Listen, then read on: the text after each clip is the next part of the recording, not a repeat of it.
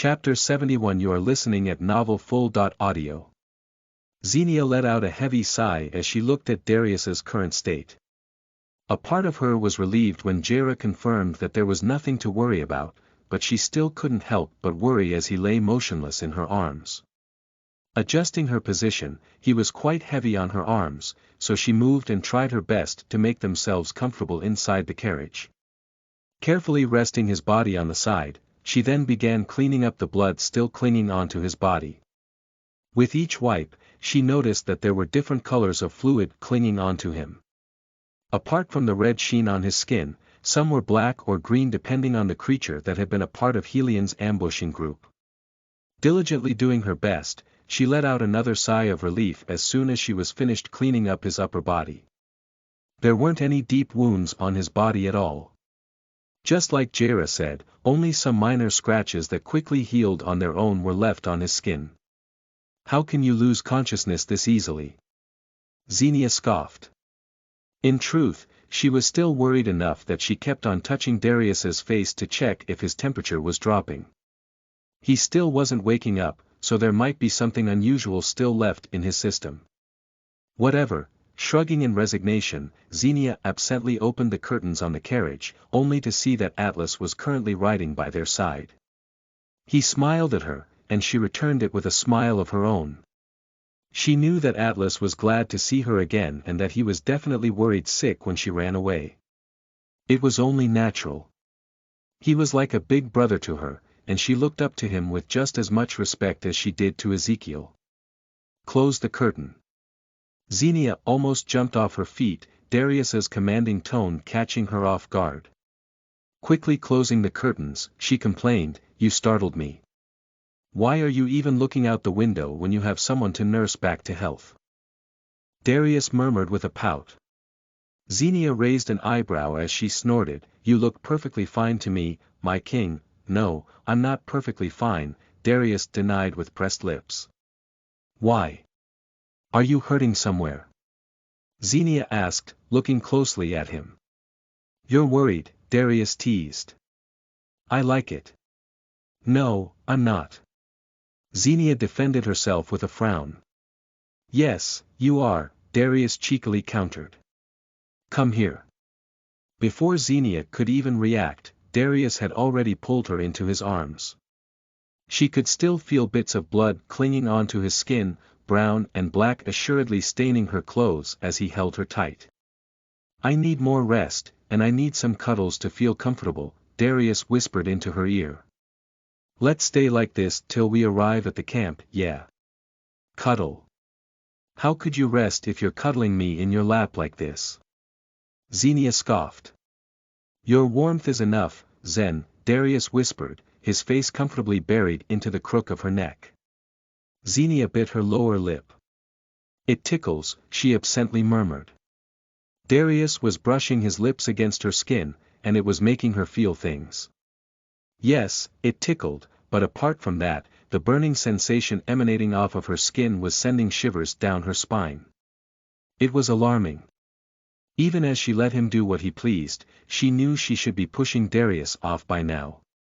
She should be composing herself like the proper princess that she was, to sit quite a distance away from this shameless werewolf king and keep her dignity.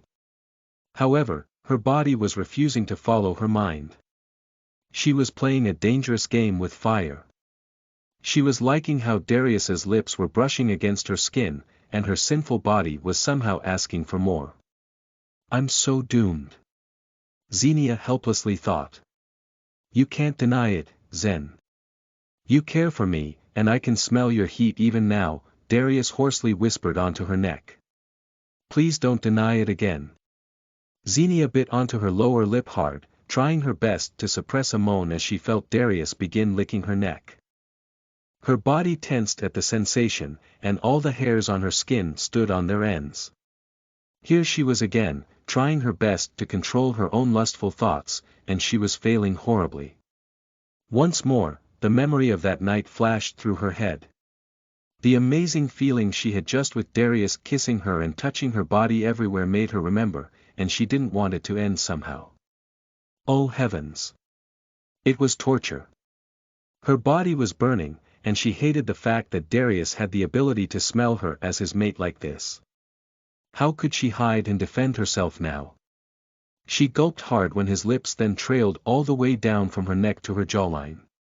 Unknowingly, she tilted her head to the side, giving Darius more access to her supple skin.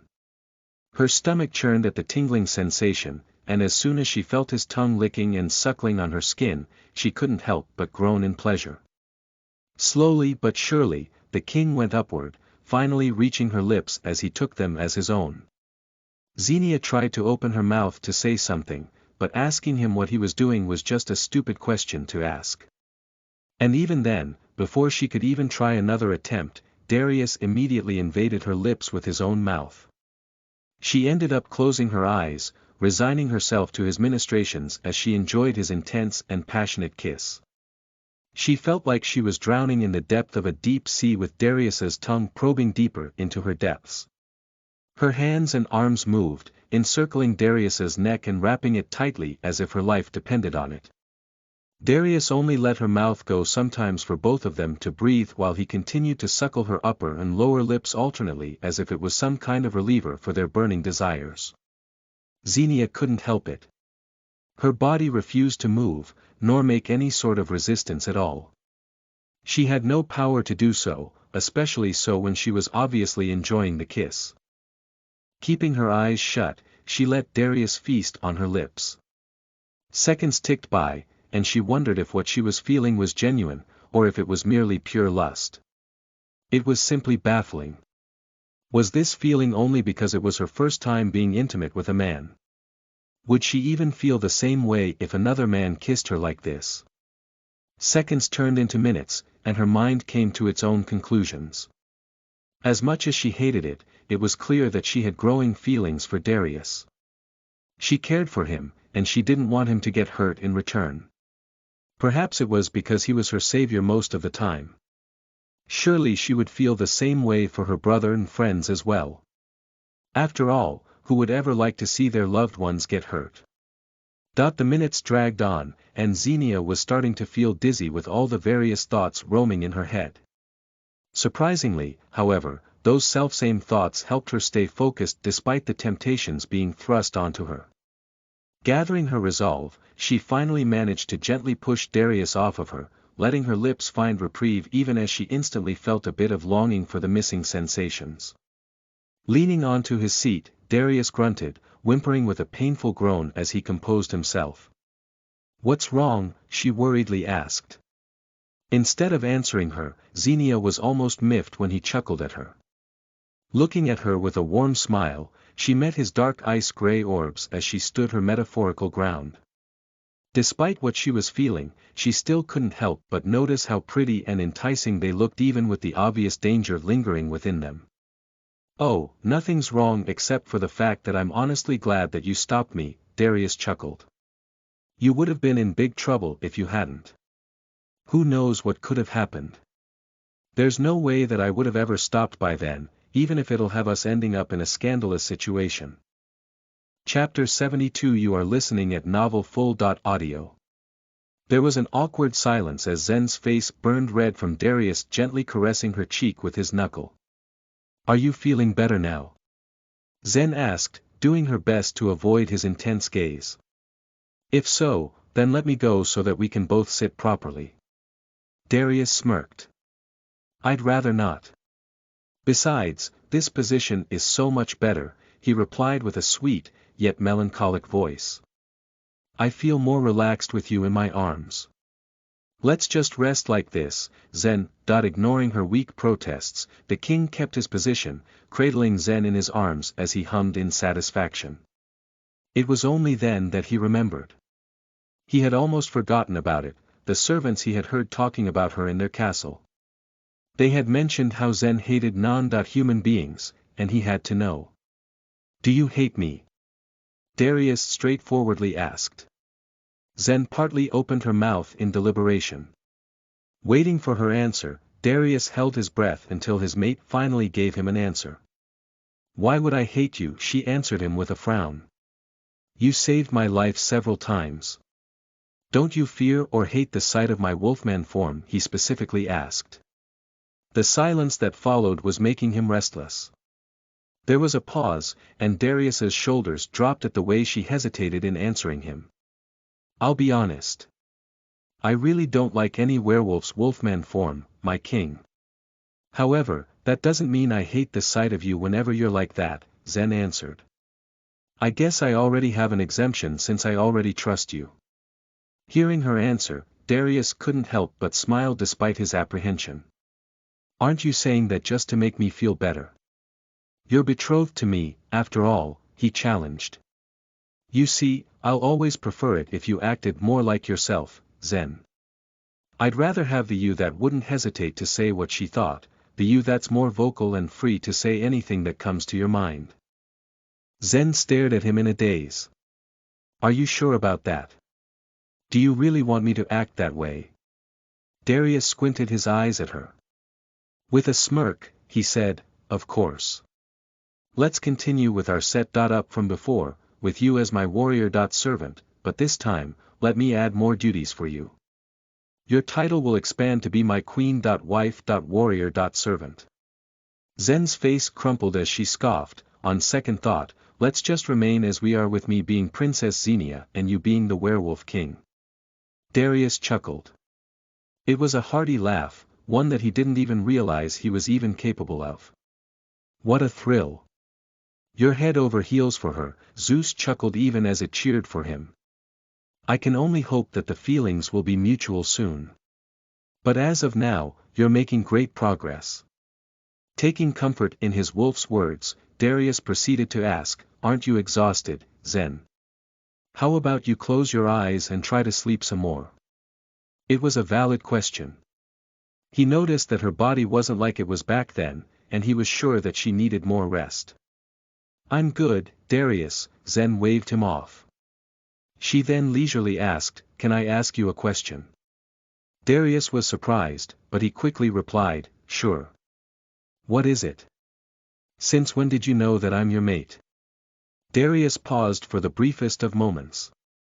With a slight thought, he answered, Ever since the moment I laid my eyes on you and you fell into my arms. It was after you fought off the barbarians if I recall. I'm disguised as a lad back then, Zen hummed in recollection. Wait. You mean? You have no idea how much grief and torture I've gotten from that time, Zen. I'm a straight man, so every single day I would quarrel with Zeus since my wolf insisted that you're a bona fide woman, Darius chuckled as he recounted. Like I said just a few days ago, I simply couldn't believe it till I confirmed it with my own eyes. Besides, no matter what kind of disguise or change you might do to your face or body, I'll still always recognize your scent. There's no other like it, Zen. You won't be able to throw me off your trail even if you tried. A brief pause hovered between them before Zen eventually spoke. Well, pardon me if I have to ask a few more questions then, Zen casually said before she laid out her thoughts. I'm well aware of the mate pull and the other mate things, but I'm not sure if what I know is reliable enough. If you don't mind, I'd want to understand more about those things. That only means that she's acknowledging the agreement, right, Zeus? Darius quickly asked his wolf, her words inwardly making him shout for joy. She wants to know more to try and make things work between us. To be honest, he couldn't help but feel a bit restless about the idea of Zen running away. After all, she had a history of doing such a thing in the first place. It was also the main reason why he wanted Zen to remain by his side at all times, apart from having more time to win her over, of course. Hell, even bringing her into the battlefield was a part of his plan just for him to be able to spend as much time with her as possible. That's all right, Zen. Ask me anything, and I'll answer you to the best of my ability, Darius replied with enthusiasm. Will I turn into a werewolf once you've marked me as your mate?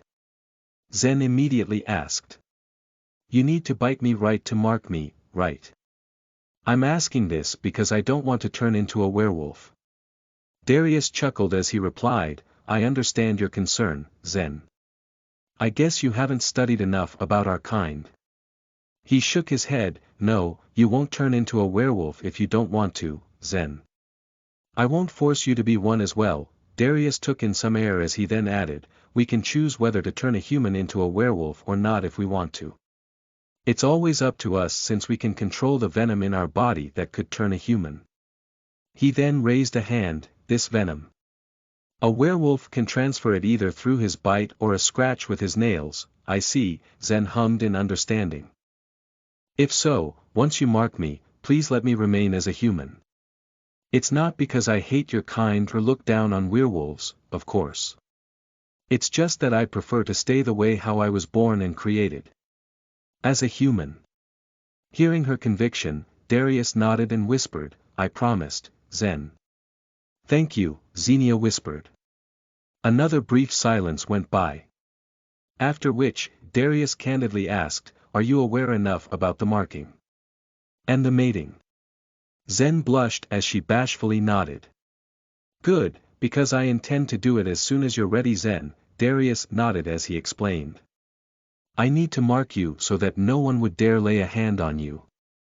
I want to protect you as best I can, and with the mate bond, I'll be able to communicate with you through the mind link. I'll know if you're in danger at all times. He then let out a sigh as he honestly added, also. I'm scared that you'll run away from me again. Zen bit her lower lip as she stared into his eyes.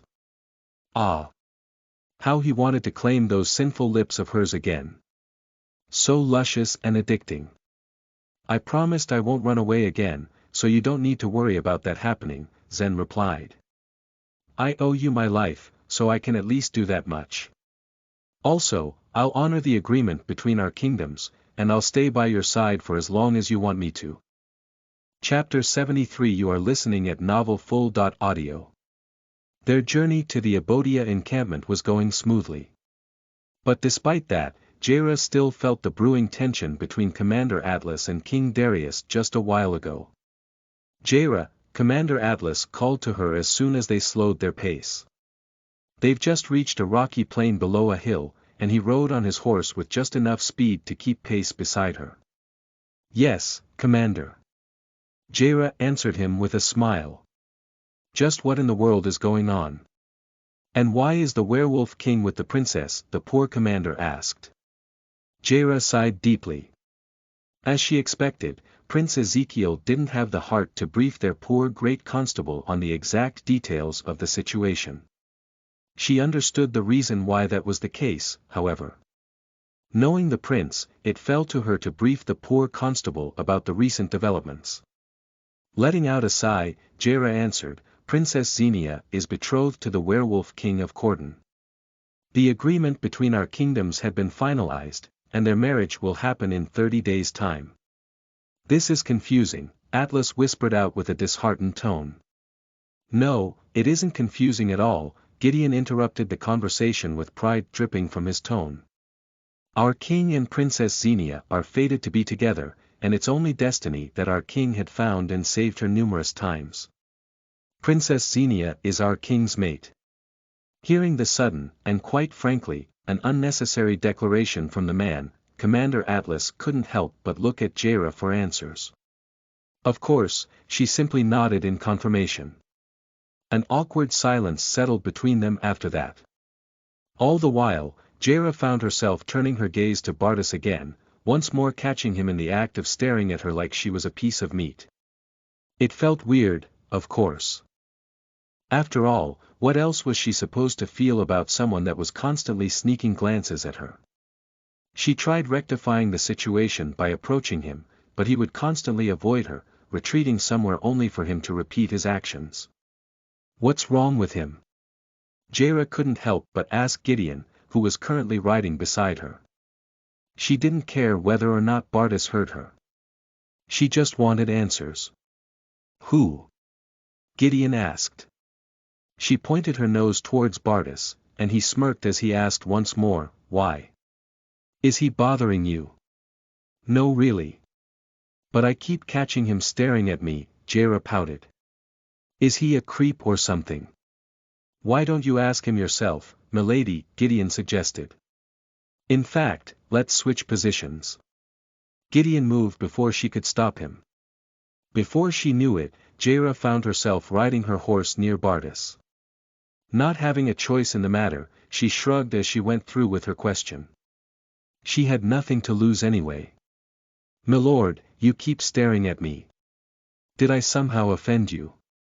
Jaira politely, yet bluntly asked. "Or perhaps, do you want to tell me something?" Bardas turned to her, but he didn't say a word. She frowned at the lack of a response, and it was only then that Bardas opened his mouth and asked her, "Are you all right?" Jaira chuckled, "Of course, I am, milord. I did nothing but hide from a distance with the rest of the servants while every one of you was busy fighting our enemies." "I see," Bardas plainly answered. "That's good then." Jaira squinted her eyes at his plain answer. She could feel that something was off, but she couldn't exactly point it out. She was bothered by it now. At this point, she was sure that she wouldn't feel at peace until she found out what exactly his problem with her was. "Once more, do you still have a problem with me, milord?" she straightforwardly asked. "Like I said, I often see you looking at me. And when I say often, I mean too many to count. That just means you also often look at me, right?" Bardas countered. "So do you have a problem with me then, milady?" Jaira raised her eyebrows at his answer. The werewolf had a point, at least. Just why was she looking at him anyway? "Well, I'm looking at you since I constantly feel your gaze at me," Jaira coolly defended. "As such, I'm just checking if you're looking at me again." Then the same could be said for my case. By the sidelines, Gideon wanted to hit his friend Bardas up in the head as he quietly listened in on their conversation. "Is it so hard for you to say that you're looking at her because she looks so lovely?" Gideon chided. "How would you win your mate over if you're acting so silly like that? She's even starting to sound suspicious of you. Stop eavesdropping and mind your own business." Bardas hissed. Anyway, now that it's clear that we both have no problems with each other, can we please stop with the staring, milord?" Jaira asked. "It would be nice not to sneak glances at each other. On top of it being worrisome, it's also wholly uncomfortable. Although, I'm curious," Jaira trailed off. She was hesitating if she should even ask her unspoken question or not. "What is it?" Bardas asked. "How come you have that scar on your face?" she hesitantly asked. "I mean, don't you guys have healers capable enough to give you ointment for scars? If you want, I can help you remove it." The offer was something that she was thinking about giving him for a while now. As much as he made her uncomfortable, Bardas had a nice and handsome face, and his scar was ruining it. Looking at it, the scar seemed to have come from a sharp blade that hit his face. It was a slant line running from his left forehead all the way down to his cheek. Silence settled between them, and Jaira suddenly got worried as she looked at Bardas's expressionless face. Did she offend him somehow?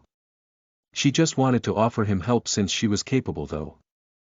"Will you accept me if I allowed you to remove this scar from my face?" Gideon suddenly coughed from where he was listening, but he kept his composure as if he had heard nothing. Meanwhile, Jaira froze on her seat, simply staring in awe at Bardas even as he avoided her gaze in favor of looking at the road ahead. "Are you saying that you like me?" Jaira straightforwardly asked, not caring if others near them would hear them or not. "You're my..." Jaira frowned as Bardas stopped himself mid-sentence. She stared at him keenly, a part of her already knowing just what exactly he meant to say. "I'm your mate then." Jaira finished his sentence with a questioning look. "Yes," Bardas hesitantly answered. With her thoughts being confirmed, her face paled, her grip on her reins tightening as she quickly ran through her thoughts. She had no prejudices against any other being whether they were human or not, of course. However, what Bardas just said to her had baffled her so much that she was speechless. She was caught off guard, and she didn't know how to respond to such advances. "I'm the mate of a werewolf," she absent-mindedly murmured. She then turned at Bardas and hesitantly said, "All right. Let's fix that scar then. We can talk about what you just said later," Barda stared at her in disbelief, absently sizing and measuring up her expressions just to see if she was being serious or not. What if you can't fix my scar? Bardas asked. I'll still consider you after getting to know more about you, Jera responded with a smile. It's not like you're an ugly man with that scar. You're handsome even with the scar. Although, maybe you can do with a bit less frowning. Chapter 74. You are listening at novelfull.audio.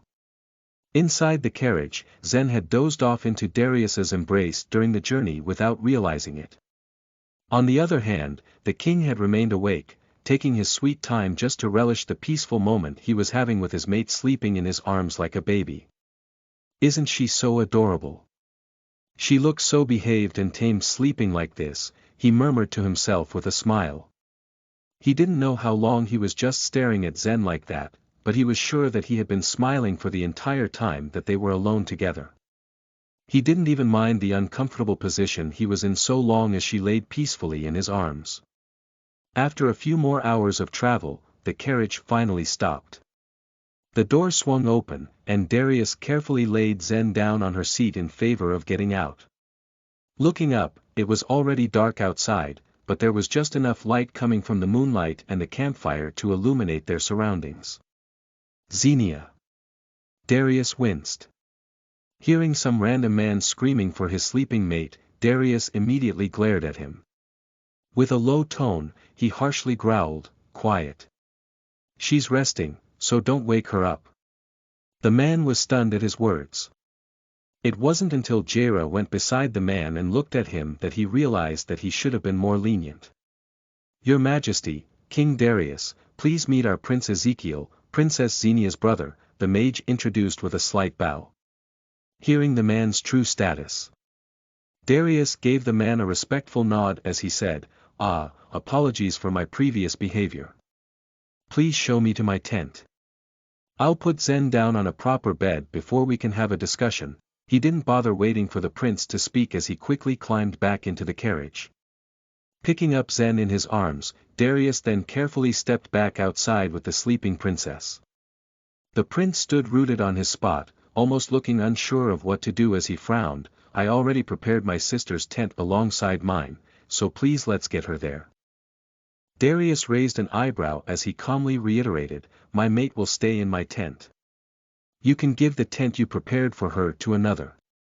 He then reiterated, "Please show me to my tent and have someone move all the things she needs in my tent." Punctuating his words, the king stared at Prince Ezekiel. The latter frowned, looking at Jera who only gave him a slight nod. "All right. I'll show you to your tent, which is also just beside mine, King Darius," Ezekiel acquiesced. "Xenia's still sleeping, but once she's awake and would refuse to stay in the same tent as you, then I will do what is needed." He then continued with a diplomatic tone, "Look, I know that you're betrothed to my sister, but that doesn't give you the right to disrespect her wants and preferences. I can see that you and Zen do indeed share the same blood, brother.in.law. No wonder she is a fierce and strong princess," Darius scoffed. "Don't worry. I can assure you that I will not do a single thing that Zen would not consent to. We can discuss more pressing matters later. For now, I want to settle my mate into a more comfortable arrangement. So will you please lead the way? Although, I wouldn't mind carrying my mate like this for the whole night." Prince Ezekiel. Seeing that the king wouldn't budge on the issue, the prince sighed before he turned his back. "Follow me." Finally hearing the answer he wanted, Darius followed the prince to the tent he had prepared for him. Sure enough, it was right beside the prince's own tent, and was even spacious and decorated enough to be considered grand by his standards. "I like him. He's a nice and protective brother," Zeus complimented their host. "I'm sure he'll try to make things harder for you just to make sure that Zen's in good hands." The wolf then excitedly added, Don't you envy Nikolai? It seems like he was spared by not joining this battle personally. By sending reinforcements in the form of a few contingents led by his sister, he dodged the opportunity of being grilled by his brother.in.law. "Oh, and there's Princess Esme too. That's another one that'll make your stay here entertaining. Darius ignored his wolf as he gently placed Zen on the bed. He even shamelessly gave her a quick kiss on her lips and forehead as he whispered, "Rest well. I won't take long." Having done his due diligence, Darius let out a small breath as he faced the music. Predictably, all eyes were on him the moment he turned his back to face Prince Ezekiel and the rest who followed him inside the tent. One of them was Atlas, whose face looked way too dark for his tastes. Seeing the crowd waiting for his response, Darius raised his eyebrows at their attention. He then turned to Jaira and said, "Make sure she's not disturbed while I'm gone. I'll be back soon to eat dinner with her." "Yes, Your Majesty," Jaira answered with a smile. Darius then turned to his host. "Shall we discuss matters at hand now, Prince Ezekiel?" Taking the hint, the prince led him inside his own tent, particularly at the meeting area where the prince introduced Darius to all of his high-ranking officers. Once the introductions had been settled, the prince then signaled everyone to sit. "I understand that your Moonlight Cavalry will arrive soon as reinforcements." "That, along with another batch of reinforcements coming from Valkrez," Ezekiel commented. "First and foremost, let me offer my deepest gratitude for the help that you've extended to our kingdom. My father's letter only gave me a summary, which is just enough of a briefing of the situation that I am still in awe of. If it wouldn't be a bother, would you please enlighten me, King Darius, on how my sister ended up being betrothed to you?" he asked. "How on earth did the Vampire King agree to such an arrangement?" Hearing the prince's curiosity, Darius did his best to keep his pride in check as he explained, "Zen is my mate, and I'm lucky to have found her. As for the Vampire King, I used the beholden law against Nikolai to get Zen as my bride." He plainly continued, he had no choice but to give Zen up to me, which led to him deciding to agree to marry the second princess as your father initially suggested. As for Nikolai's reason to marry your second sister, I'm not privy to his inner thoughts. It'd be better for you to ask him yourself. A brief silence settled across the meeting area as Darius's words slowly sunk into their heads. Meanwhile, Darius took the time he gained to look at the men before him. Letting his gaze wander, it stopped particularly at Atlas as he continued, "You must understand, Prince Ezekiel. In this agreement, I didn't ask for anything from your father. I am willing to extend everything I have and can do as the ruler of my kingdom in favor of this marriage. I only need Zen alone in this bargain, so whoever will stand in my way will meet a swift death by my hand." "Are you threatening us?" Prince Ezekiel scandalously accused with a frown.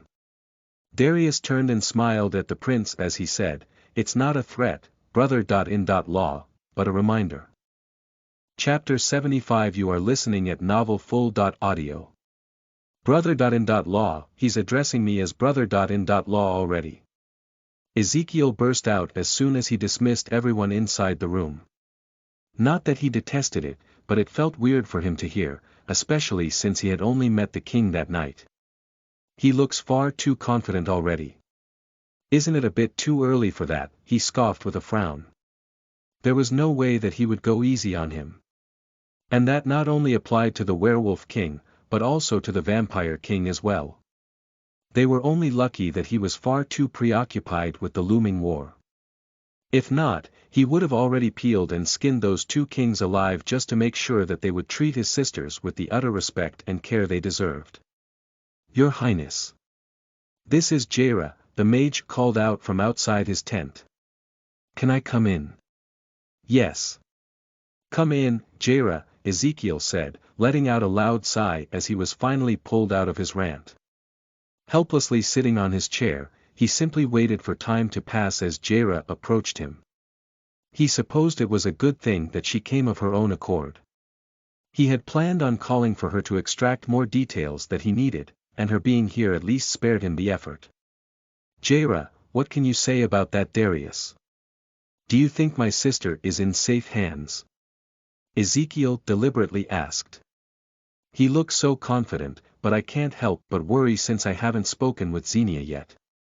And for goodness sake, would she really agree to him sleeping together in his tent? Hearing his barrage of questions, Jaira simply smiled and said, "This isn't the first time they've slept together, Your Highness." Ezekiel's eyes widened. "What?" Jaira gulped at his reaction. Boring his questioning eyes to the young mage, his curiosity burned as he authoritatively ordered, "Tell me everything. I don't want you to leave a single detail out." Shuddering at the prince's intensity, Jaira took in a few breaths before she started telling him everything she knew. All the details she heard from Princess Xenia herself had been shared, and she didn't even leave the part about the tartar berry poison incident. She knew Prince Ezekiel well, and based on her own jurisdiction, she needed to tell the prince everything for him to stop overreacting and overthinking things. Princess Xenia might not know it herself yet, but as a woman, I can see how much she cared for the werewolf king. Jaira shared her assessment with a neutral expression. She even looked at him differently. Like a woman who's looking after her man. There was a lull in the conversation, and Jaira waited for the prince to recollect himself before she added, "This union must be respected, Your Highness.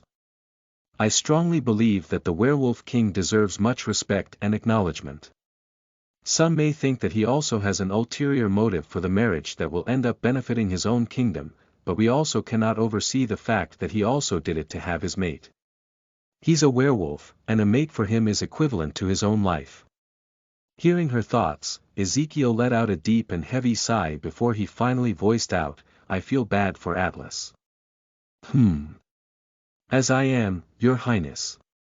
We all grew up together, so we all know each other well. That among all of us, Princess Xenia is the dense one when it comes to identifying emotions." Jaira sighed with a smile. "I'm pretty sure that even now, she's having a hard time interpreting her own feelings toward the werewolf king. That's also why I've decided to stay by her wherever she goes from this day forward." Hearing her declaration, Ezekiel chuckled, "Yeah, I strongly agree. I'm sure you'll beat Xenia to a pulp if she ever needs a beating. Besides, Corden will be a foreign land to her. She will need someone like you by her side once she gets herself settled there." "I do believe my father also assigned Danny to Mini." "Indeed, Your Highness," Jaira nodded. "Danny left the kingdom with the rest of the Shadow Maidens to accompany Princess Mini on her journey and new life in the kingdom of Valkrez, so you don't need to worry too much." Danny was the head of the Shadow Maidens, a group consisting of 5 maidservants personally chosen by Ezekiel once he took over the secret group. King Stefan had pioneered the secret group when Mini was discovered to have a frail body, and it had served as her personal bodyguard group ever since. It was a move that his father thought was necessary because of Mini's frail body. Unlike Xenia, Mini had no strength to physically fight for herself. She could only use some magic, and even then it wasn't without limit. In an official capacity, they were Mini's personal attendants as she grew up. To others, they were nothing but simple personal maidservants of the princess, but they were obviously more than that. They were trained at a young age to protect Princess Mini with their own lives. They had sworn loyalty to the princess of their own volition even though Ezekiel gave them the freedom to leave. And since most of them already grew up with the princess, they already formed a bond strong enough to the point that they refused to leave. "I'll trust your words pertaining to Xenia then, Jaira," Ezekiel commented with a slow smile. They then discussed a few more things, and soon enough, he finally dismissed Jaira with a simple nod. A few more minutes then passed, and as he expected, another visitor came into his tent in the form of Atlas. "We have to do something, Ezekiel." Atlas addressed him with urgency. Ezekiel wanted Atlas to call him by his name whenever they were alone, and it eventually stuck since he constantly reminded the man that he was a brother to him. "Atlas, we can't do anything about it right now. The arrangements have been finalized, and the agreement must be honored," Ezekiel explained. "I've also already talked to Jaira, and after hearing what she said, I could tell that Xenia allowed this to happen." "We don't know that," Atlas countered. "Have you even talked to her personally?" Ezekiel looked at Atlas and with a serious tone replied, "Don't do anything that will jeopardize everything we've worked for, Atlas. Tomorrow, we'll talk to Xenia once and for all.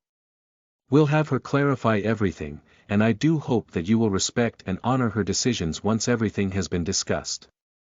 When Atlas didn't answer, Ezekiel called him out once more. Do you understand me, Atlas? A nervous beat passed before Atlas finally looked at him. The conflicted expression his friend held broke Ezekiel's heart, but he schooled his heart to do what must be done. I do understand, Your Highness, Atlas replied with the lowest tone Ezekiel has ever heard from the man. I'll be going then. Ezekiel could only nod at his friend's forlorn demeanor. He could only hope that he could find peace. If not, then he wished he wouldn't do anything rash. Stay strong, my friend. As Atlas went out of the prince's tent, he couldn't help but see that the cards being dealt to him. Turning around, he found himself staring at the tent beside the prince where Xenia was currently resting. The werewolf king's tent. He balled his fist hard, his knuckles turning white as he whispered with gritted teeth. I'll save you, Xenia. I'll save you from that monster. Chapter 76. You are listening at novelfull.audio. Xenia stirred in her sleep. When she finally opened her eyes, she quickly sat up only to see a man with a familiar build with his back to hers. He was drying his hair with a towel, and she couldn't help but stare at him even as she composed herself. We're at the encampment, she asked as she forced herself back up to her feet. Darius turned at her with a smile. We are. He then asked, how are you feeling? Did you have a good rest? Xenia had to hold her breath for a while upon seeing Darius in his light and cheerful mood. He looked enticing with his messy hair like that, loose strands of his dark swaying lazily over his face. He looked so breathtaking and... No. Xenia quickly shook her head, snapping herself back to reality as she reprimanded herself. She could only hope that the king didn't notice her drooling around from his manliness. Oh heavens! What is wrong with me? She inwardly cried out. Ah, you can stay here while I call for some of the servants to prepare a bath for you, Darius absently commented. After that, we'll have our meal together. I think I want to eat with my brother instead, Xenia responded in kind. Or, well, we can all eat together if you'd prefer that. It's been a while since I last saw Ezekiel, and I've missed him terribly. Very well. I'll give you some privacy to have a moment with your brother then, Darius nodded in understanding. Take your time. In the meantime, I'll go out and check on my men. He then turned towards the door before he added, by the way, you'll be staying here in my tent. Remember, you promised that you wouldn't run away from me. That means we'll be sticking together at all times, and that includes sleeping together in the same tent. And with that, Darius left her to her lonesome. Xenia didn't even manage to formulate a response. She had wanted to question him, but he didn't even give her a chance. Ah, right. I promised I won't run away, but that's a totally different thing, Xenia sighed. Having nothing left to do, she quickly moved to take a bath as soon as the servants told her it was ready. Taking a dip into the hot water, she sighed as she let the heat relax her body. It felt nice to have a good, warm, and refreshing bath after that journey. Closing her eyes, she let her body sink into the comforts of the water. Eventually, however, the bath had to end as she sighed with lingering regret. Drying herself off, she put on nice clothes. It felt nice being back to wearing a dress that wasn't too thick for her to breathe. It fitted her curves perfectly, and it was also in the color she loved, a green dress with brown overlays. Seeing it was autumn, her dress came in a sleeveless design with a low cut between her bosoms. It was her usual wear, but she suddenly reddened, thinking that it somehow looked a bit too much. It was an unusual feeling. Was she that used to hiding her bosoms already that it honestly made her uncomfortable showing her femininity? Ah, whatever. Shrugging at her own emotions, Xenia left the topic as she let her hair loose and stopped the servants from putting accessories on her hair. She then stood up and was about to leave the tent when a helper came to her with a message. Your Highness, your brother has asked for your presence to dine with him and the rest of his entourage once you're ready, the helper relayed. Please let me escort you to the dining area at your leave. Heeding the helper's words, Xenia nodded and followed the servant out. Looking around as she walked, she noticed that the encampment was too wide for it to be easily defensible in case of a breach. Their tent was also located at the center, while the entire encampment was located in an open space above a hill. In retrospect, their strategic location allowed them to easily spot enemies arriving from below, and it also counteracted their camp's relative openness. Looking out below, she smiled upon seeing that the forbidden forest also was not far off from their location. Truly, her brother was a very calculative man, and she didn't expect anything less than for their camp to be easily defensible. A true tactician and a great future ruler of their kingdom, Ezekiel held all the cards, and she was so proud of him that her smile widened the moment she saw him. Xenia. Ezekiel warmly called to her as he hastily got up from his chair and ran to her with his arms wide open. Brother. Xenia joyfully replied, pouncing on her brother with glee as he then lifted her up and swung her around. It was a beautiful sight, and they didn't mind that they were in the presence of others for them to hide their familial love. I missed you. Both of them beamed in chorus. Look at you losing weight. I feel like I haven't lifted a thing.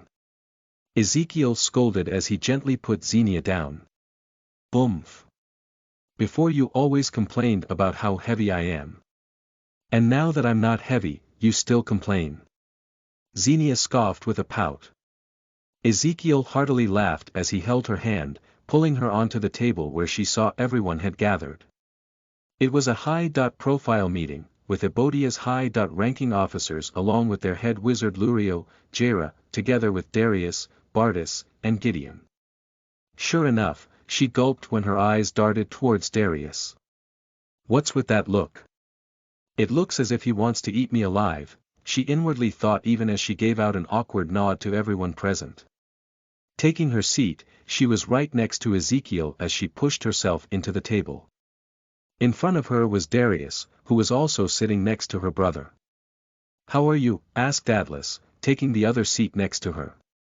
Xenia smiled, I'm feeling good, Atlas. I guess I was exhausted enough that I slept longer. That's good. That you've rested well, I mean, Atlas commented with a warm smile. If everyone's already present, please feel free to dig in and have your fill of the food, Ezekiel declared with a smile. Smiling at her brother's words, Xenia started eating like the rest of the people present. However, the longer the dinner went on, the harder it was to digest everything with Darius constantly keeping his eyes on her. King Darius, Ezekiel called out. Oh, thank the heavens. Xenia thawed out in relief when her brother pulled Darius's attention off her. Yes, Prince Ezekiel. If possible. Do you think you can allow Xenia to go straight to Cordon instead? I'm honestly worried about her stay here, Ezekiel suggested. I do believe it will be safer for her if she is to stay under the protection of your kingdom while this war is going on. Like how Mani is now currently under the protection of the kingdom of Valkres.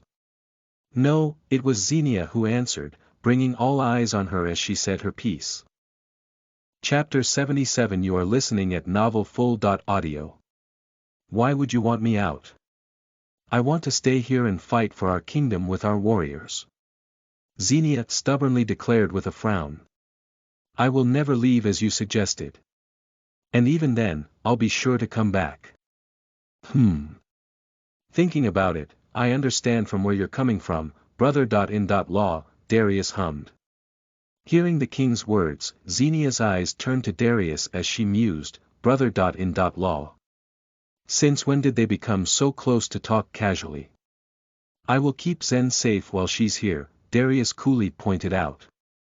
However, when I think that the situation will likely be too dangerous for her, then I will have her sent to Cordon immediately. On the sidelines, Xenia found herself shifting her gaze back and forth between her brother and Darius. Once more, she was being talked about as if she was a prize trophy, and she didn't like it one bit. How dare these two talk in front of her and come to an agreement like she wasn't even around? The dinner went on, and Xenia kept up her best behavior as much as she could even after she heard Darius's last words to her brother. As much as possible, she avoided being stubborn while they were around others. After all, her brother was to be the next king, and she should set a good example by following him and showing obedience to his words. After dinner, Ezekiel asked her to walk with him, to which she agreed. Strolling through the camp, the soldiers and warriors they passed by greeted them with utter respect as was befitting their station. They then stopped right as soon as they were in spot with enough distance away from others. Helion's army is approaching, and soon there will be a bloodbath in this very place, Xenia. I cannot afford to send you back to our kingdom knowing that it'll be Helion's primary target, Ezekiel began, his tone bringing out a sense of urgency. Can't you just cooperate and stay at Cordon for a while until things settle down? Xenia took in a breath before she replied, do you really think you can get rid of me that easily by bringing up that topic in front of Darius? Her brother's eyes shone at her words. It was then she knew it. Her brother had indeed brought it up in hopes that Darius would agree and send her to Cordon. Catching him red-handed, she chuckled, you miscalculated. Darius is a werewolf, and I am his mate. It's only natural for him to not want me out of his sight. He's confident that he could protect me, so don't you dare to try to get rid of me again. So Jaira is right, it seems, her brother Ezekiel suddenly commented. Ha! At her questioning scoff, Ezekiel turned to her with a teasing smile, I guess you and him already have this mutual understanding with one another. Xenia's eyes widened as she quickly denied, no. Whatever you're thinking it is we have, you're wrong. Stop that. But you're already addressing him so casually. You even let him have his way with you. Like you and him staying in the same tent, for instance, Ezekiel continued, effortlessly teasing her while keeping a close eye on her reactions. Xenia's face reddened in embarrassment, it's not like that. Her words trailed off. She was speechless, unable to find the right words to defend herself with. You like him, Ezekiel finished her words for her. Or perhaps you're already falling in love with him without even realizing it yet. Once again, she was caught off guard. As much as she tried to muster up her words, nothing came out of her lips. How come I can't say a no, she inwardly thought. Seeing her lack of response, Ezekiel smiled at her. He then tilted his head up to look at the night sky. So it would seem. That's all that matters to me, Ezekiel sighed. My next assignment would be Minnie. I'll make sure to check on her after this damn war. Xenia let out a long sigh of her own as she followed her brother's lead and looked up at the sky herself. In honesty, she was still confused, wondering if what Ezekiel said about her was true. Thinking about it, however, her brother had a point. She was feeling something towards Darius, but she was somehow not also able to put her guard down in admitting it. She was in denial to keep herself safe, to not hurt herself in the process of pursuing an admittedly shallow and superficial relationship. She knew letting herself expect something more than what she had was the worst feeling in the world, especially in a relationship that obviously ran on lust and mystical bonds. In reality, she had no idea how Darius truly felt for her. Being a mate was very different from being the love of his life, after all. Minnie. She's a strong-willed woman. I think she also likes the Vampire King, Xenia recalled. Before her wedding, I still remembered the words she spoke clearly. She was hoping that she could capture the Vampire King's heart somehow. But vampires don't have a heart, Ezekiel pointed out. Then again, Nikolai is a different breed since he's half-human. But still, hearing his doubts, Xenia chuckled as she turned to him, if you only saw how Minnie's eyes were twinkling at the time. She's pretty full of determination back then. Well, we can only hope then that she succeeds, Ezekiel shrugged. There's no better feeling in this world than to love and to be loved back, after all, that's some heavy words coming from a single man, Xenia teased. Then I guess I'll remain a single man forever, Ezekiel scoffed. It's all Beirut's fault. I started avoiding women because of him. Ha ha ha. Why? What did Beirut say about the future this time? Xenia curiously asked. In terms of behavior, Ezekiel was her opposite. If she was someone who didn't believe in seers, Ezekiel was someone who strongly relied on their seers' words. He was someone who believed in the supernatural and all of that mystical jargon. He told me that a woman will cause me chaos. Or rather, damnation, Ezekiel explained. He wanted me to avoid any woman with icy blue eyes and silver white hair, and I've done so ever since. That's too specific, Xenia teasingly chuckled. Is it an old white witch then? Stop teasing me, Xenia. It's not funny, Ezekiel annoyingly murmured. How can I avoid it if it's already destined? Xenia hummed, well, what can I say? I suppose don't let that information hinder you from anything, brother. Like I always said, destiny is always a choice for us to make, so don't worry too much. She then teasingly added, although, try to avoid sexy ladies with white hair and icy blue eyes. Before her brother could call her out on her teasing, Xenia quickly ran off. She knew he was reaching his limit, and her cheeks would turn blood red the moment he began pinching them in retaliation. Making her daring escape, she was still laughing hard when she suddenly bounced off a sturdy chest. Careful. Chapter 78. You are listening at novelfull.audio. Xenia shook her head as she composed herself. Looking up, it was Darius who she had bumped against. Almost instantly, he possessively snaked his arms around her, the princess quick to look around as she tried her best to get away from his grip. Let go of me. Others will see us. Darius chuckled, letting her waist go only to hold her hand instead. He kept up with his affection, intertwining their fingers together as he faintly smiled at him. Would holding hands like this be better? Darius teasingly asked. Or would you prefer me to put my arm over your shoulders? TSK. You're becoming clingy, my king. This seems so unlike you, Xenia clicked her tongue, not bothering to pull her hand away from Darius since she didn't want to make a scene. They stayed like that for a while, awkwardly standing in the middle of the camp like two idiots caught out in the rain. You look too beautiful in that dress of yours, Zen. I can't help but imagine you without it, Darius candidly blurted out, making Xenia blush in embarrassment. You're making me uncomfortable, Xenia complained with a frown. Will you stop being blunt with your perverted words? Darius only chuckled as he ignored her rant. With a teasing smirk, he continued, but I simply want to be vocal about what I think of you. I've heard that women prefer honest men, so I'm being honest and sincere. Fine, Xenia gave in with a pout. Suit yourself. It looks like you won't be running out of answers to my words anytime soon. Darius chuckled and whispered, so adorable. Come and walk with me for a while. Xenia simply let out a quiet sigh. She didn't comment, but she started walking with Darius when he began moving. They walked at a slow pace, taking in the quiet of the night as they moved through the camp. This feels nice, Darius whispered. Again, Xenia remained quiet. She was assessing herself, and somehow, holding hands with Darius like that didn't bother her. In fact, his palm actually felt comfortably warm against hers. A while ago, I had to control myself from acting out, Darius suddenly began. You should know that I'm quite a possessive man when it comes to my woman, and it bothers me whenever I see you have a positive interaction with that Atlas, Zen. I'm not telling you to avoid the man, of course. I'm just letting you know in advance that I can't always control my temper like that.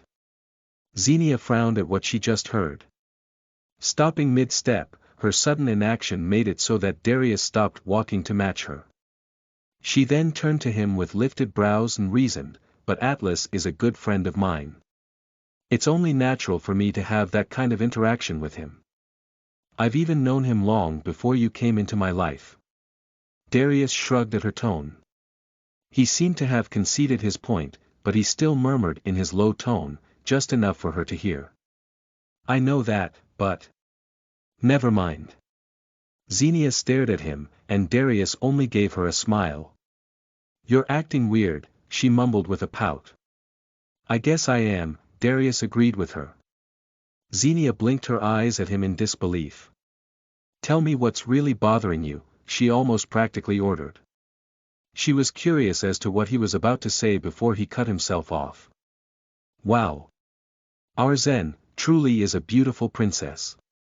The two suddenly had their attention taken away from one another. Turning around, it was Gideon who had suddenly popped up out of nowhere along with Bardas. Who would have thought? My! I'm honestly still in awe at seeing you in a female outfit and letting that long hair of yours loose like that, Gideon added with a delighted smile. Xenia's face reddened as she said, Stop that. You're making me blush. You two should head to your respective tents by now, Darius pointed out with a serious expression. Tomorrow will be a long day, so rest and save up as much energy as you can. Seemingly taking the hint, the two quickly left, leaving her alone with Darius once more. There was a tension between them, an awkward feel settling in the space between her and the king. Are you uncomfortable? Darius suddenly asked her. Am I? Xenia inwardly asked herself. I'm not used to this, she genuinely replied. She had never been in a relationship before, so she didn't know exactly what to do. I hope you'll get used to me soon then, Darius casually stated as he began walking again. Quietly, Xenia followed suit. She knew how a few eyes were starting to linger on them, and she tried her best not to give them any more scenes to pay attention to. Are you bothered by being seen with me like this by your people? Darius asked next. I'm bothered that I'm acting meek and obedient instead of being stubborn around you, Xenia unknowingly voiced out. Darius chuckled, isn't that a good thing? No, I'm confused, Xenia wanted to say, but she couldn't. Having had enough of walking, she suddenly stopped and walked towards the nearest vacant bench. She then sat on it, patting on the empty space beside her as she offered, Come and sit with me. Taking her offer, Darius took a seat next to her. They then looked out onto the camp. From where they were seated, they could see how busy the Abodian soldiers currently were in their preparations. After a while, Xenia let out a sigh and dishearteningly said, Any day now. Many of them will become wounded. Or worse, die. She let out another sigh, I'm sure many of them have families waiting for them. I still don't get it. Why can't some kingdoms be satisfied with what they already have? That's just the harsh reality of this world, Darius coolly commented, not everyone has the same mind, beliefs, objectives, and goals. Sometimes, we even lose our loved ones. We can sacrifice so much for what we believe in. Do you think your family will like a human like me as your mate then? Xenia curiously asked. It was one of the many questions she wanted to ask Darius. Darius grinned with a chuckle, I only have my mother and my little sister. Are you worried? I can always back you up if need be. Xenia hummed in thought. She wasn't really worried about that because she was sure she could take care of herself just fine. It's just that she didn't exactly know what to expect once she was finally married and living with him at Corden.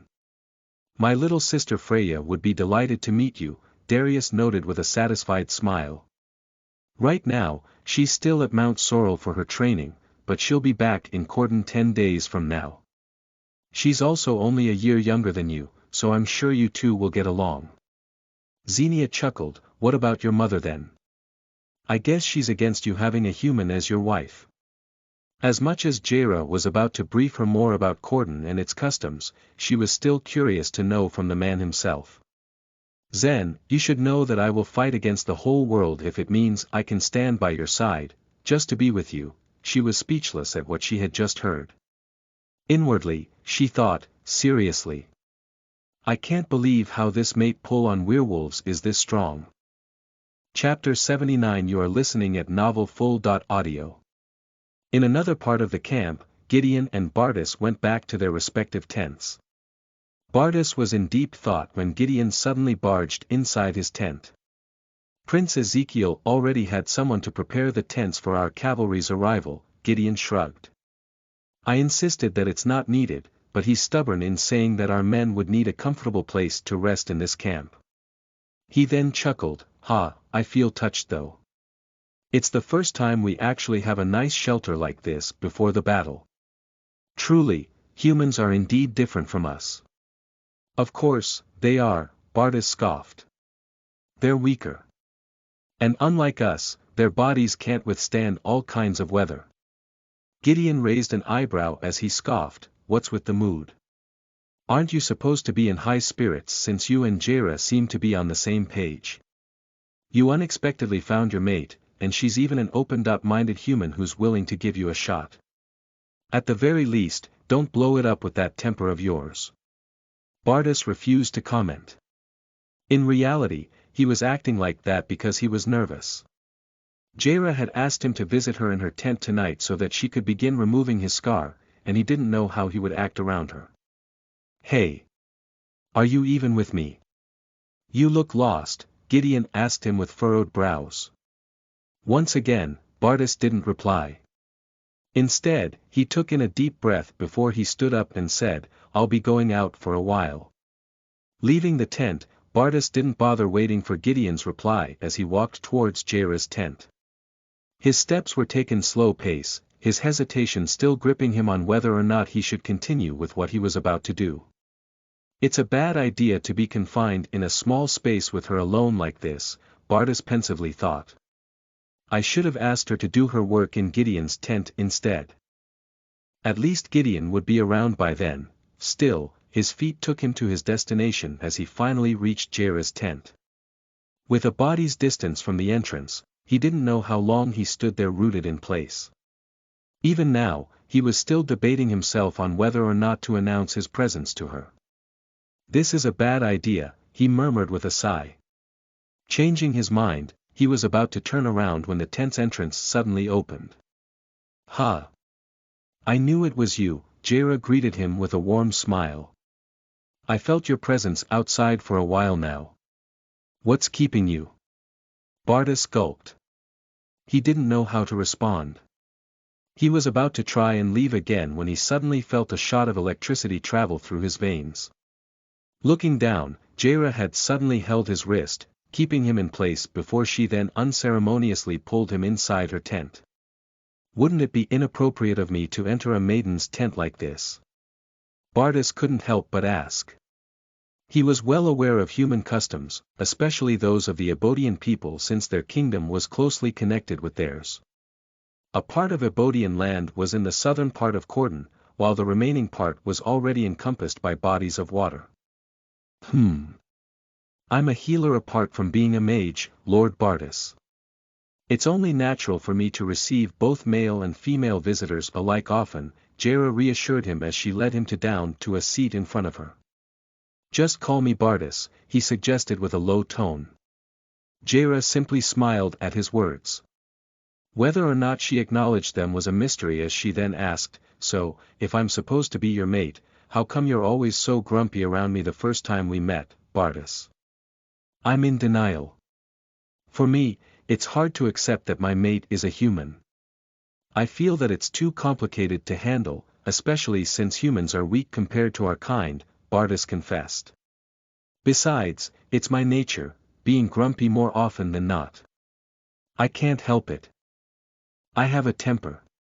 Humming at his answer, Jaira sat in front of him as she began her work. Leaning into him, she was hovering way too close to him while she looked at his scar. She was nodding as she said, all right. I understand where you're coming from. I'm honestly worried too since I actually have no experience in relationships. This is kind of a new thing for me, but don't worry. I'm sure I have enough experience just from listening to all of my previous patients' experiences. Letting her work, Bardas gulped when Jaira touched his scar. Just from that, he was already burning, her fingertips filling him with enough heat that it was almost painful for him to keep himself calm. It was way too much, and he was already struggling not to go feral at this point. Relax. Relax. Calm your nerves, he inwardly chanted together with the wolf within him. He unknowingly closed his eyes, avoiding to drool all over the beautiful and angelic face in front of him. This scar's pretty deep, but I'm confident that I can remove it. It'll just take a bit of time due to how old the scar is, Jera coolly explained before she eventually let her deviousness get to her. Although, would you mind telling me where you got it? She couldn't help but smile. She already couldn't help but stare closely at the man, while the latter still had his eyes closed, completely unaware of what she was doing. Looking at it now, she still couldn't believe that her destiny would exactly be like her friend, Xenia. Sure, he was a werewolf, but she still considered herself lucky knowing that Bardas was one of the best in Cordon. And that wasn't to mention how handsome he was despite the scar on his face. She could probably get over her initial feelings of creepiness towards him just based on how good he looked. Besides, she also liked a roguish and a prankster-like partner like Bardas. As for his temper, well, she was confident she could handle this brute enough along with some of her annoying uncomfortable feelings for the man. Everything was perfect for her. So long as Bardas wasn't the type to physically hit or abuse women, she could easily live with having him as a partner. Tell me, Bardas, do you hit women? Jera directly asked, causing Bardas to open his eyes in astonishment. Staring back at her, he immediately denied, no. I'll never hurt my mate. I'll only protect and take care of her with all my might, and I will love her with all my heart. He then passionately added, she will be the only woman for me, just as I will be the only man for her. Hearing his reply, Jera's lips stretched into a wide smile as she answered, all right then. Make sure you keep to your words then. Because if you don't, I will purposefully use all my knowledge in magic and spells to make you suffer. I will destroy you so utterly and completely that nobody would even be able to find a body no matter how much they tried. And that's only after I've already had you wish for death with how much pain and suffering I will inflict on you. Bardas gulped, his eyes wide at how graphic and full of contempt Jera's threat was to him. Still, he was in too much awe that it took a bit of time for her words to register in his head. You mean? You and I, instead of answering, Jera leaned closer and pressed her lips against his. It was as sudden as it was exquisite, and Bardas immediately lost consciousness before he could even realize what was happening. Chapter 80. You are listening at novelfull.audio. Darius walked Xenia back inside his tent. Without so much as leaving any room for her to deny him, he said, rest, Zen. I'll just have a meeting with your brother to discuss important matters together with his officers. I'll be back soon. She simply nodded, watching him walk out of the tent so much as any fanfare. Sighing to herself, she found herself looking around Darius's tent again. And of course, nothing really significant had changed. What did I even expect? Soon, her servants came to prepare her to go to sleep. As much as she didn't want them with her in the first place, her father insisted, and Darius even seconded with bringing her personal servants from the palace with her. Well, at least she no longer needed to make a fuss over simple matters anymore. Then again, it was probably for the best. She was a princess after all, so it was only natural for her father to wish her comfort in everything she did. She subconsciously smiled at the memory, also having thought of how Darius vocally said the same to her. He wanted her pampered and treated well as his queen, always giving her as much comfort as she needed despite despising the situation that they were in. After getting dressed and braiding her hair, Xenia thanked and dismissed the servants. Once more, she wore one of her usual nightgowns from back when she was still in the castle. Smiling at the comfort of the good fabrics she used to wear, Xenia relished in the fact that her bosoms could finally breathe properly. It was one of the reasons why this particular nightgown was her favorite. It was simply way too comfortable, especially in the current weather that they were having. Satisfied with her current arrangement, she looked down and gave herself one quick glance over. Somehow, a part of her wondered if it was okay to sleep with such thin fabric covering her decency while she was with the werewolf king. It wouldn't be the first time that we'll sleep together, she thought with a frown, recalling how she even managed to sleep in that cave with his naked body pressing against hers. That was so stupid of me. Seeing that everything was in order, Xenia made her way to her bed. Well, at least until she realized something. How come there's only one bed in here? She murmured with a pout as she crawled on the comfortable mattress. It was big enough to fit 3 to 4 people, but it was still just the one bed. Laying on the soft mattress, Xenia tried her best to make herself comfortable as she blankly stared at the tent ceiling. She then turned to her side, staring at the empty space where Darius would soon sleep on. Just have to put up with it, Xenia let out a loud sigh. She already accepted her fate, and she would always stop herself from being stubborn just so she could stick with it. She wanted to make things work between her and Darius anyway. There was no point in rejecting him or running away from him. She came to that conclusion after talking to her brother, Ezekiel. Her brother's words hit something deep inside her then, and she had no confidence in her to deny what she was feeling. Letting out another sigh, she closed her eyes as she tried to sleep. After a few minutes of trying, however, it was clear that sleep was simply too far for her to achieve at that point in time. It was probably because she slept during the journey on their way to the camp. Her eyes darted towards the tent's entrance, waiting. Weird, she murmured, realizing how she found herself waiting for Darius's arrival. Why am I doing this? After a few moments, the tent's curtains moved. Almost immediately, Xenia quickly shifted to her side, closing her eyes in an effort to fake her slumber. She bit her lower lip, her heart pounding as she waited with bated breath. There were few silent movements, and soon, Xenia felt Darius joining her on the mattress. She could feel the warmth rolling off his body getting nearer, and she held her breath when Darius's arm wrapped itself around her waist. What is he doing? She inwardly panicked. She could feel his chest and face on her back. Was he burying his face in the crook of her neck? Is he sniffing my hair? Xenia inwardly thought. Thankfully, she had washed her hair, so it shouldn't smell awful. Wait. Why does it even matter if I smell awful to him or not? She silently scorned to herself. It doesn't matter. Why aren't you sleeping, Zen? He asked in his hoarse voice. He knows I'm awake. Xenia didn't know what to do. Should she continue trying to fake her sleep? Or should she just open her eyes and be done with it? She was way too busy thinking about what should be her next move that she was paralyzed in her indecision. It was then that she suddenly felt Darius's nose rubbing against the delicate skin of her nape. She stiffened, but she then quivered when his hot breath and soft lips touched her skin. Jolts of electricity began running down her spine, and she had to bite her lower lip just to stop herself from making lewd noises. Already, a moan was threatening to come out of her mouth, and she didn't want to know what would happen if it did. Xenia forced herself still as he continued to have his way with her. He was licking and suckling on her bare nape, and she was quick to blame the situation on the fact that she preferred to wear a loose nightgown that night. It almost looked like an off-shoulder dress while she was sleeping, and it was practically screaming for someone to take it off her. In hindsight, she should have worn something more conservative, like a tunic that would hide her shoulders from this impatient man. This is too much, Xenia inwardly complained. What Darius was doing was making her feel so good that she couldn't help but want more of what he could do.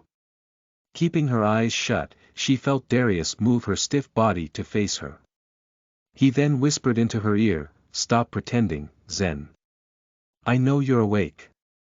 Open your eyes and look at me. Relax your body, my love." My love. Did I heard him right? Reluctantly, Xenia slowly opened her eyes, holding her breath once more as the closeness of Darius's face was too much to bear. She could practically feel and smell his breath, and it was doing things to her that she didn't want to admit that she liked. Did she truly have no shame? You, she whispered out, her hand fiddling with her gown as she waited for an answer. Sorry, I can't help it, Darius unapologetically replied, a seductive smile on his face as he then brushed his lips against hers. You just smell so good, and it's so tempting. I want to run my lips all over your body, Zen. I'll keep doing this whether you like it or not, so you better get used to me. You're seducing me, Xenia directly accused with narrowed eyes. He was seducing her, and it was undeniably effective. Tell me, are you being seduced? Darius fondly and wickedly asked, his lips still brushing lightly against hers. He kept on licking and suckling on them slowly, making sure to torment and lure her into asking for more. Xenia was conflicted as his hands gently touched her neck, his fingers crawling all the way down from her shoulder to her arm while his lips sprinkled small kisses on the tip of her chin. His attack was slow and deliberate, making sure that she wouldn't be able to say no as he descended on her neck and lingered on her clavicle. His ragged breaths. The moist feel of his tongue. It all gave her an unexplainable, but pleasurable sensation like no other. Tell me, Zen. Should I stop now? July 1st, 2022 A/N. Do you think this is too early to say yes? Ha ha ha eat/n, personally, yes. A/n. But my readers probably want some steamy scene already. LMAO.